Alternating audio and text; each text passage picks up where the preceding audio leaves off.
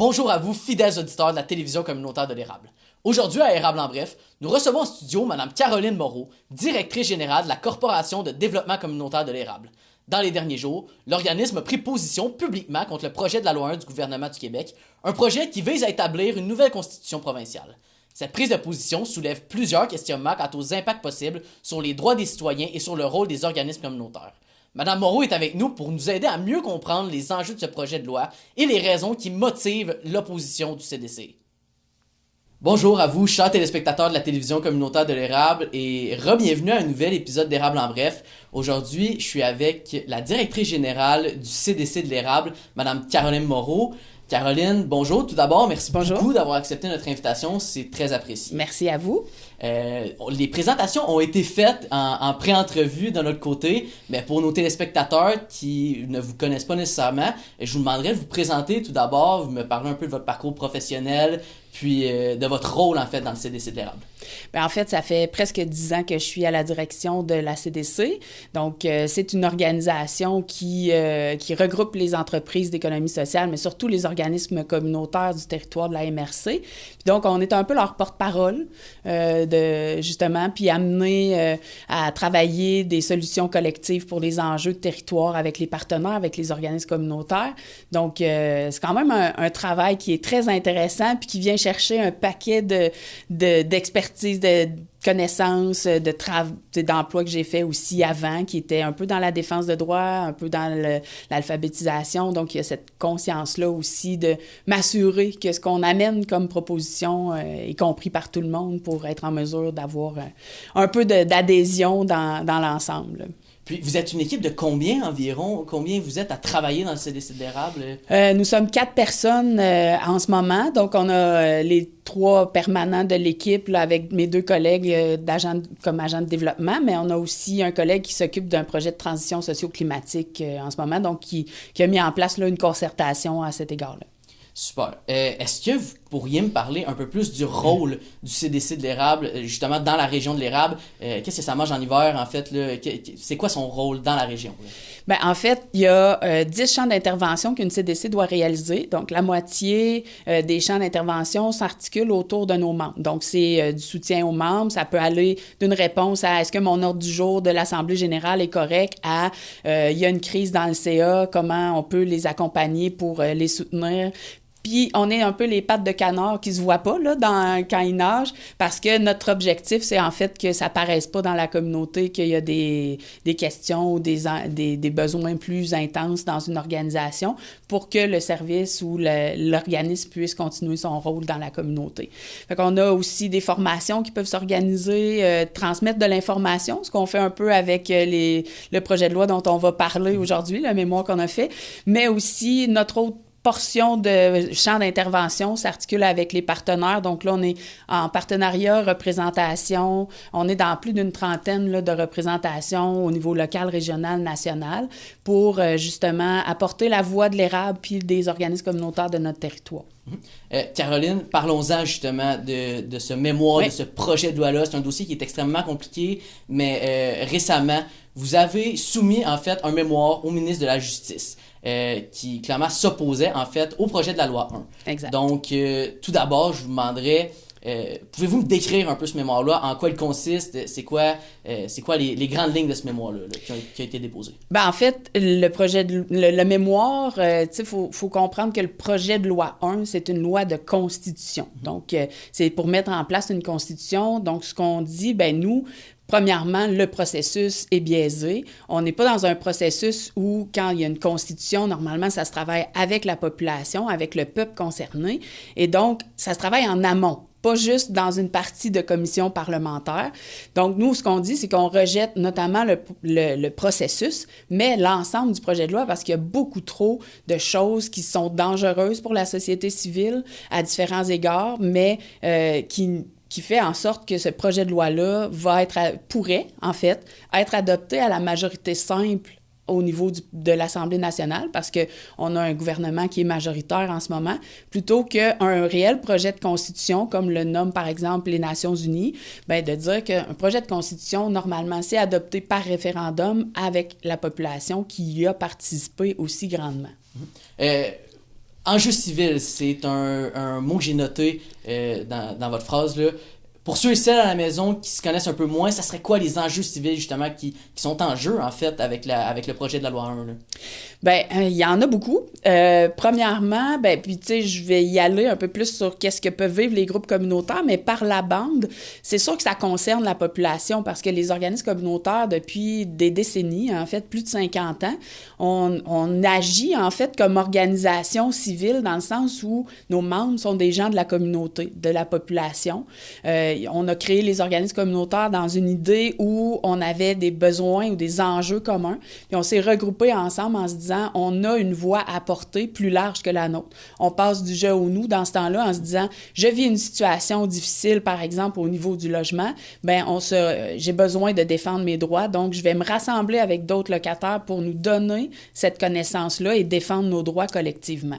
Donc, déjà, en partant, on est à la base des gens de la société civile qui forment les organisations communautaires, qui continuent aujourd'hui d'être là, même dans les conseils d'administration, comme bénévoles, comme membres. C'est vraiment tous des gens à qui les organismes communautaires permettent d'avoir une parole citoyenne.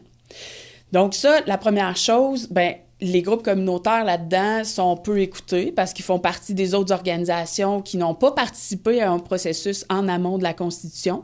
Donc, c'est vraiment dans cette idée-là où on rejette ce processus-là parce que toutes les autres organisations civiles n'ont pas été consultées. Là. Ça s'est écrit dans les bureaux du gouvernement, puis ça a été déposé en Assemblée nationale.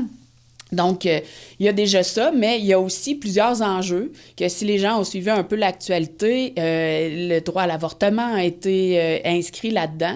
On comprend qu'il y a peut-être une envie, par exemple, du ministre de protéger ça, c'est ce qu'il nous nomme en tout cas, mais c'est pas nécessairement ce que les groupes spécialistes en disent, c'est pas la façon de pouvoir le conserver parce qu'il peut être attaquable. Il faut penser que quand on fait une loi puis qu'on écrit des choses dedans, ben après ça peut être contesté, ça peut être élargi, ça peut être enlevé parce qu'il y a une loi où c'est écrit et ça peut être contesté d'une façon ou d'une autre par les tribunaux ou par un gouvernement qui aurait une idéologie différente puis qui pourrait ajouter des choses.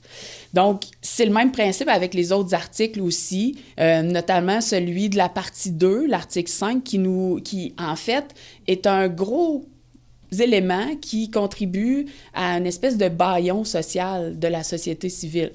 Dans cet article-là, en fait, il nomme qu'on ne peut pas contester, toute organisation qui reçoit de l'argent public ne peut plus contester devant les tribunaux un droit qui serait bafoué, une orientation qui ne serait pas dans l'intérêt commun, parce qu'il reçoit de l'argent public. Donc, à partir de là, s'il le fait, ben, il peut être passible de poursuites et de réclamation des montants utilisés pour défendre ces éléments-là. Et là, cette responsabilité-là retombe sur les membres et les administrateurs des organisations. Donc, que ce soit des organisations publiques, comme les cégeps, universités sont inclus là-dedans. Il y a dans l'annexe qui nomme ces organisations-là, c'est plus d'une centaine d'organisations nommées. Il y a les municipalités à l'intérieur de ça aussi. Puis, ben, il y a un espèce de libellé qui donne le pouvoir au gouvernement d'ajouter, comme il le veut à un moment donné, des organisations supplémentaires à cette liste-là.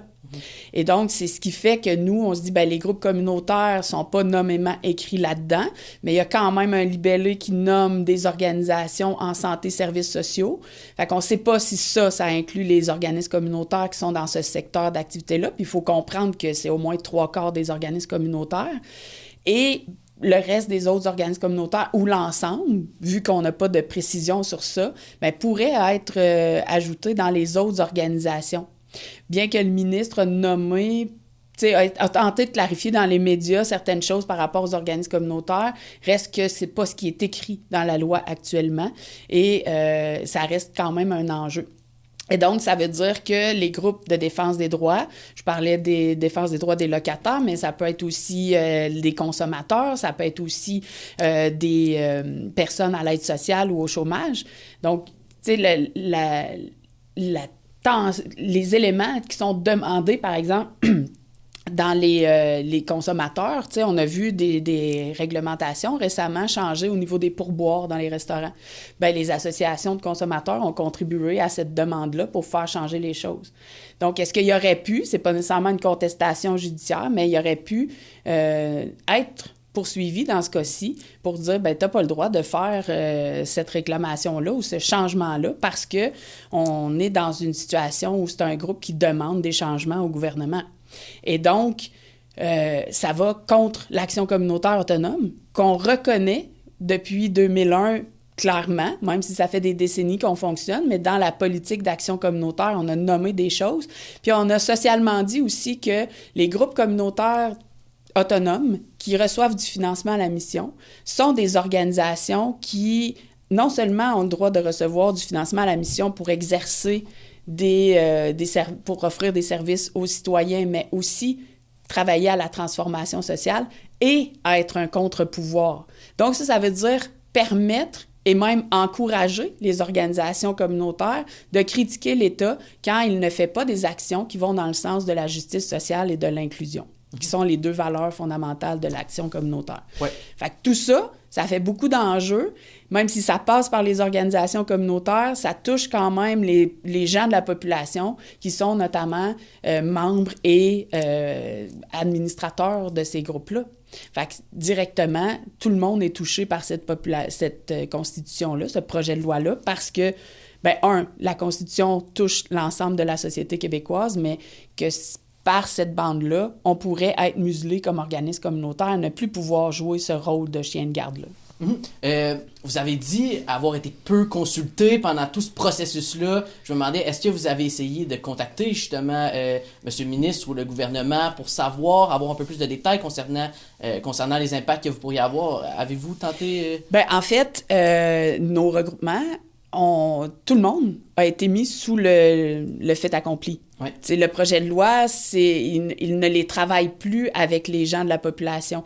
Contrairement, par exemple, au projet de loi pour la lutte contre la pauvreté et l'exclusion sociale qui a été fait en 2002, ça a été un travail conjoint entre les organisations communautaires, la population, puis le gouvernement. Ils ont travaillé le projet de loi, ils ont écrit le projet de loi ensemble.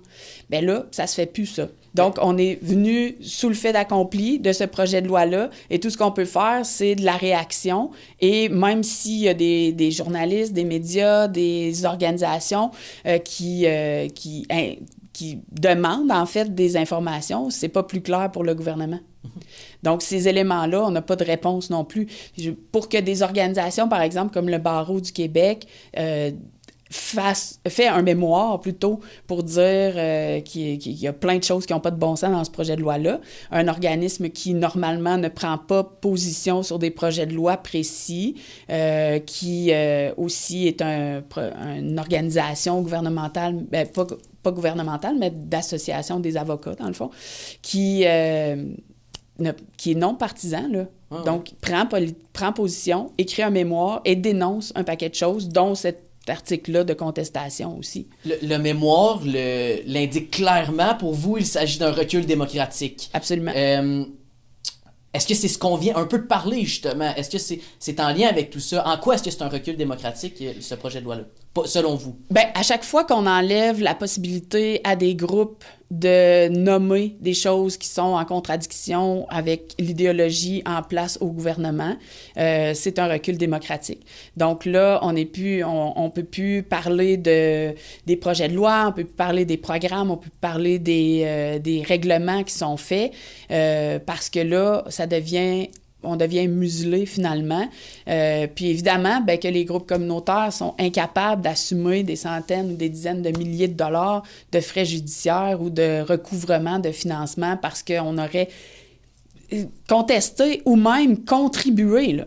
T'sais, donc, la semaine dernière, il y a quand même eu, en fait, le 29 novembre dernier, il y a quand même eu une grosse manifestation de plusieurs dizaines de milliers de personnes qui étaient de toutes voix confondues, là, communautaires, syndicats, qui avaient plein de revendications de tous bords parce que ce projet de loi-là, cette baisse de démocratie-là s'inscrit dans beaucoup d'autres projets de loi aussi, où il y a une concentration de pouvoir qui est donnée à certains ministres dans différents secteurs, qui ramène aussi la défense collective des droits en péril dans un autre projet de loi. Fait que il y a beaucoup d'éléments comme ça qui font en sorte que non seulement ce projet de loi-là contribue à un recul démocratique, mais qu'il y a beaucoup d'autres actions qui nous amènent à un recul démocratique aussi.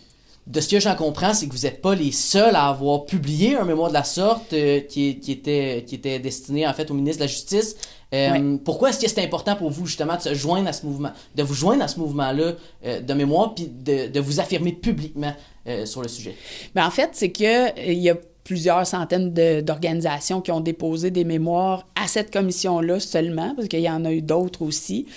Et en fait, c'est que quand on s'implique, il faut prendre parole socialement. Quand on s'implique à nommer des choses qui n'ont pas de sens en fonction du bien commun, là, nous, c'est ça le leitmotiv, en fait, du milieu communautaire, c'est de travailler pour l'ensemble de la population. Bien, pour nous, c'est important de le nommer parce que on arrive dans une situation où il y a ce projet de loi-là, il y en a d'autres, mais que dans l'ensemble, quand on présente c'est quoi l'action communautaire autonome dans le monde, c'est un projet, c'est un modèle unique, c'est un modèle qui est envié dans l'ensemble des pays, puis nous, on est en train de laisser passer, par exemple, des projets de loi qui pourraient détruire ce qu'on a acquis depuis des décennies comme société. Ben ça marche pas. Donc, on n'a pas le choix de prendre parole à cet égard-là, puis de dire, ben on doit aussi jouer notre rôle non seulement de regroupement, mais aussi de porte-parole de nos plusieurs centaines de membres et de bénévoles et de même des milliers de personnes qui fréquentent les organismes communautaires de notre territoire. Fait que ça, on se doit de prendre parole aussi pour l'ensemble de ces gens-là.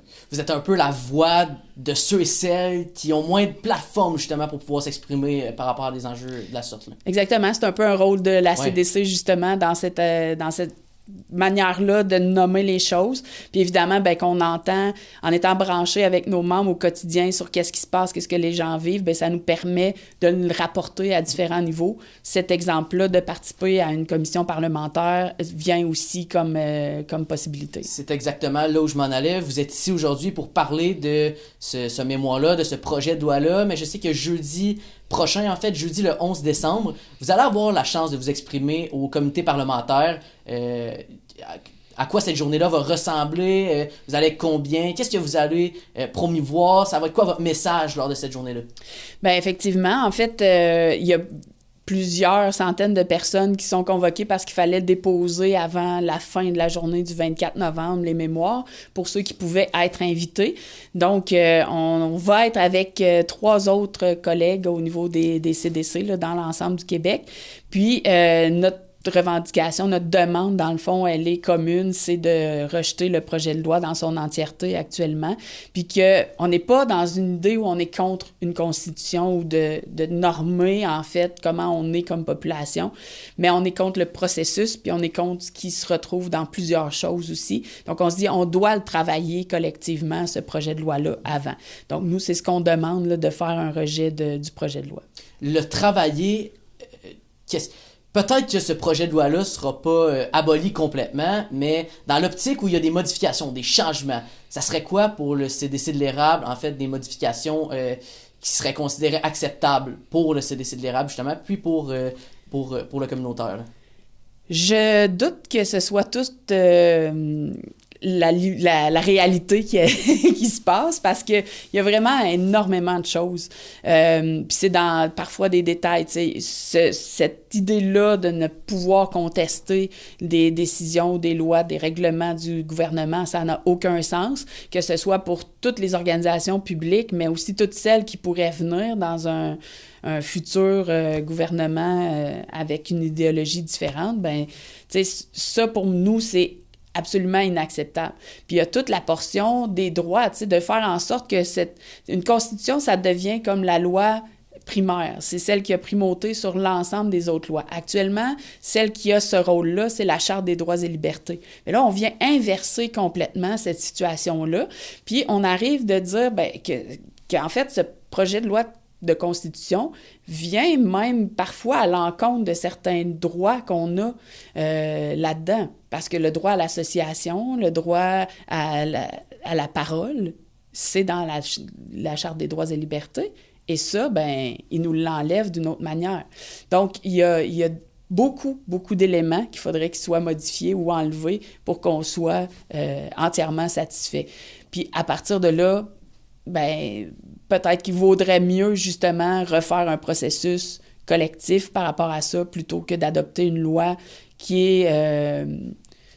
qui aurait plus de sens de toute façon, là. Absolument. C'est un projet de loi assez, je dirais pas controversé, mais en fait, de ce que je comprends, c'est qu'il y a une panoplie de personnes qui ont déposé justement ces mémoires-là. Est-ce que vous vous attendiez à une réponse du ministre, pas nécessairement à votre mémoire en particulier, mais à la généralité des mémoires qui ont été déposées, là? Ben, en fait, il y a des mémoires qui ont fait plus grand bruit que le nôtre, évidemment. Par exemple, le Barreau du Québec, il y a la Commission des droits de la personne qui a déposé aussi un mémoire par rapport à tout l'aspect des droits, justement, de la Charte des droits et libertés qui est comme inversé dans notre pratique juridique. Fait que il y a probablement eu de plus grands échos au niveau du ministre que le nôtre, mais n'empêche que le nombre de mémoires qui demandent, en fait, soit des ajustements majeurs ou un retrait complet de ce projet de loi-là, sont quand même nombreux. Donc, c'est sûr que je ne m'attends pas à ce que le ministre Barrette nous interpelle directement, mais sinon, n'empêche qu'on a notre voix par le processus de commission parlementaire qui va demander aussi cet élément-là. Peut-être à ce moment-là qu'on aura des éléments à discuter avec lui, parce qu'il y a quand même une période de questions des parlementaires en commission qui, dans cette petite demi-heure-là qu'on a à la commission. Mais donc, on verra s'il nous donne des commentaires, mais en fait, je pense que l'ensemble d'organisations qui ont déposé des mémoires puis qui ont des choses négatives à dire envers ce projet de loi-là actuel parlent quand même pas mal fort au Québec, là. En terminant, Caroline, si vous pouviez vous adresser à chacune des personnes qui peuvent se sentir concernées par ce projet de loi-là, qu'est-ce que vous pourriez leur dire? Je voudrais leur dire, en fait, que, premièrement, sachez que les groupes communautaires jouent leur rôle de défense et de prise de parole collective, mais aussi que c'est important de continuer de s'engager dans les organisations, peu importe, en fait, ce qui se passe dans la communauté, dans les projets de loi ou tout ça, plus ils sont impliqués, en fait, plus les organisations communautaires vont aussi avoir une voix plus forte et plus importante dans la communauté, puis à l'écho du gouvernement, parce que au Québec, on a l'air de rien, de peut-être dans notre MRC, mais au Québec, on a quand même 4000 organisations communautaires au moins qui sont des groupes d'action communautaire autonomes, comme on prend la parole aujourd'hui pour eux. Fait que c'est vraiment au moins une première action de dire, ça paraît peut-être gros, tout ce qu'on vit, puis où est-ce que je peux commencer à m'impliquer ou à réagir, bien, s'impliquer dans une organisation avec une mission qui nous tient à cœur, c'est déjà un bon pas, puis c'est une voix qu'on entend de plus aussi au niveau des groupes communautaires. Caroline Moreau, directrice générale du CDC de l'Érable, merci beaucoup d'avoir été avec nous, puis d'être venue nous parler, en fait, de ce projet de mémoire-là. Ça fait plaisir. Merci. Merci beaucoup à Mme Moreau d'avoir pris le temps de nous éclairer sur les enjeux qui entourent le projet de la loi 1 et sur les préoccupations du milieu communautaire. Ce débat, selon le CDCE, touche directement les droits des citoyens ainsi que le rôle essentiel que jouent les organismes communautaires dans notre région. On va suivre évidemment l'évolution de ce dossier au cours des prochains temps. Merci énormément d'avoir été des nôtres et on se retrouve très bientôt pour un nouvel épisode d'Érable en bref. C'était Jacob Tienville à la TVCE.